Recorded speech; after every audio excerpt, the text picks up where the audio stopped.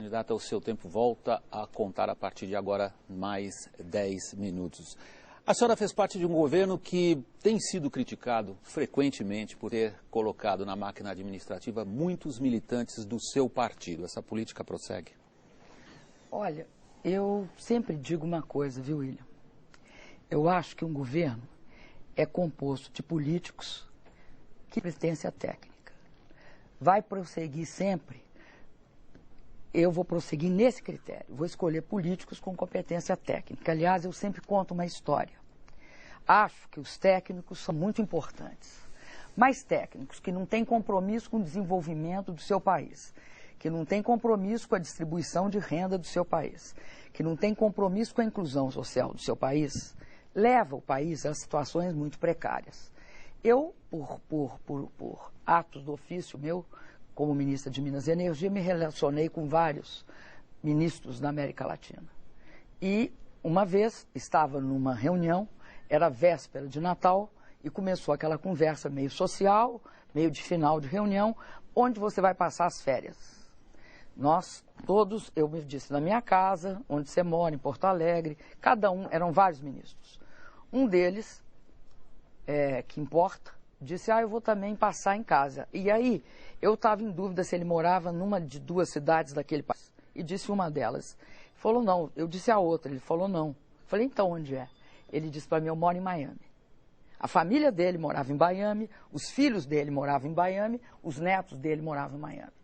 Eu não acredito que alguém que não crie sua família no Brasil, que não tenha interesse na educação dos seus filhos de qualidade no Brasil, que não sinta no coração amor pelo seu país, a ponto de morar nele, de aguentar as consequências, todas as consequências da vida que um governo vai produzir lá, seja uma pessoa confiável. Então, eu sempre vou escolher políticos com competência técnica. E aí, todos os do meu partido que forem políticos com competência técnica para cargos específicos ocuparão esses cargos. E isso não vale só para o PT. Isso vale para todos que ocuparem cargos no meu governo. Qualquer o partido? Qualquer partido. Candidato, o Brasil... Aliás, sempre disseram que eu era um pouco exigente, não sei se você lembra. Sempre disseram, olha, ela é um pouco exigente no que se refere à qualificação para cargos. Ou seja, não importa a carteirinha? Olha, eu acho que a carteirinha, já expliquei, importa sim. Se a carteirinha foi isso que eu disse. O compromisso com o seu país. Política não é sempre uma coisa ruim. Política não é sempre uma coisa suja. A política pode ser responsável por transformar, como o presidente Lula fez nesses últimos 8 anos, um país que vivia na desigualdade, na estagnação e vivia também no desemprego, num país que está crescendo, que emprega 14 bilhões, quando o mundo está desempregando 30 milhões, e num país que tem de fato, hoje, um resultado social muito impressionante. Candidata, vamos mudar um pouco de assunto. O Brasil investe muito pouco em relação ao PIB e os investimentos dependem basicamente de Petrobras e setor privado. Por que o governo Lula não conseguiu investir? Eu não concordo com a afirmação. Acho que houve um esforço extraordinário do governo Lula para investimento. E isso é visível hoje nos números. Nós aumentamos bastante o investimento público. Óbvio que a Petrobras aumentou seu investimento, que a Eletrobras aumentou o investimento. Agora, os investimentos privados, por exemplo, na área de infraestrutura, foram demandados por leilões do governo. Já que a senhora está falando de números, eu gostaria de dar alguns números aqui. 40% da riqueza nacional do país vão para o governo e o governo só é responsável por 2% dos investimentos no país. Veja bem, é o tipo do dado que ele não tem precisão econômica e não tem precisão orçamentária. Porque é o seguinte, o governo, infraestrutura, tá? Nós passamos mais de 25 anos sem investir.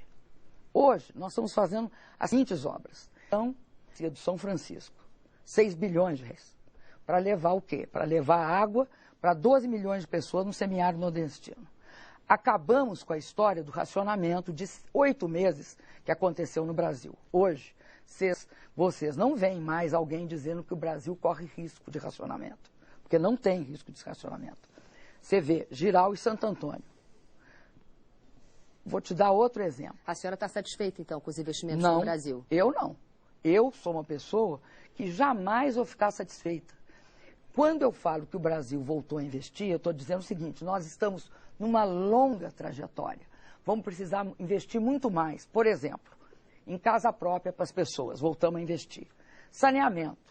Saneamento, hoje eu estava dando um exemplo aqui em São Paulo, que nós botamos em saneamento aqui em São Paulo 8,6 bilhões. Candidata, parece haver um consenso, a senhora é economista, parece haver um consenso entre os economistas. Primeiro, que a nossa taxa de investimento é muito baixa em relação ao PIB. A senhora faz parte desse consenso. Há um outro consenso ainda... Chegamos a 19, né, William? É, onde estamos mais ou menos. Não, nós queríamos ter chegado a 21. A 24, 25. Não, a 21. Nós íamos chegar a 21 em 2009. Mas eu quero chamar Houve a atenção da crise senhora. E nós caímos outra vez. Eu quero chamar a atenção da senhora para outro consenso. Eu quero saber se a senhora faz parte desse consenso também, já que primeiro a senhora admite que os investimentos são mais baixos do que poderiam ser.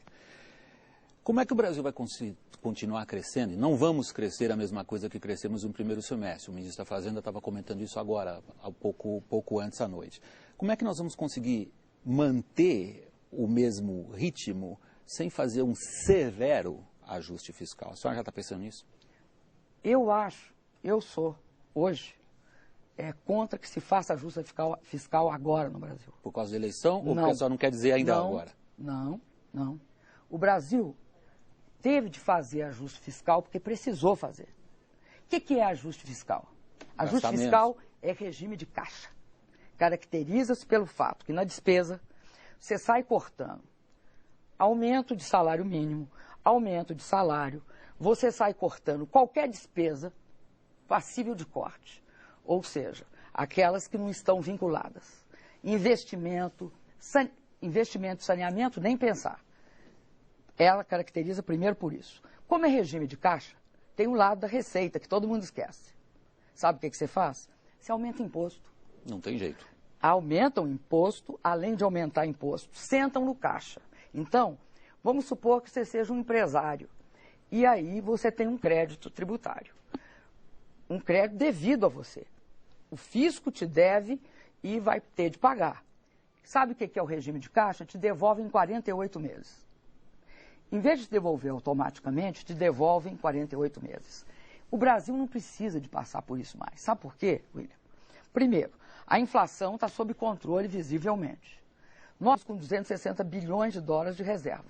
E a relação dívida líquida sobre PIB está caindo inquestionavelmente, está em 41%. Nós, inclusive, tivemos de ter um aumentozinho em 2009, mas fizemos superávit todos os anos. Então, o pessoal que está defendendo ajuste fiscal está errado. O que nós temos de defender é outra coisa. O Brasil tem de crescer e tem de controlar seus gastos. Não pode sair crescendo e gastando dinheiro a roldão. Um governo que não controle direito seus gastos, que não pegue o seu dinheiro e olhe se ele está devidamente aplicado, não é o governo que eu defendo.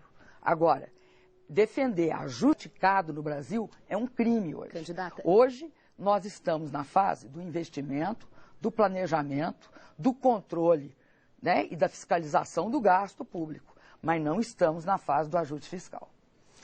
Contas externas, elas estão piorando. Como é que a senhora pretende inverter esse quadro? Olha, nós estávamos falando há pouco na taxa de investimento. Eu sou a favor da taxa de investimento ser cada vez maior. Como o Brasil começou um processo de investimento virtuoso, nós estamos tendo um desequilíbrio devido a uma discrepância entre nós e o resto do mundo.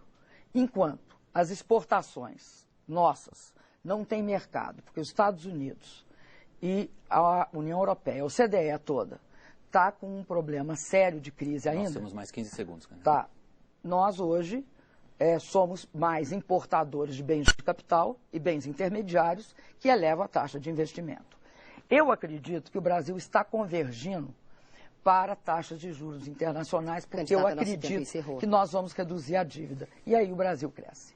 Candidata, muito obrigada pela presença da senhora aqui com a gente no Jornal da Globo. Obrigado. Amanhã a gente volta com mais um candidato à presidência da República, José Serra, do PSDB.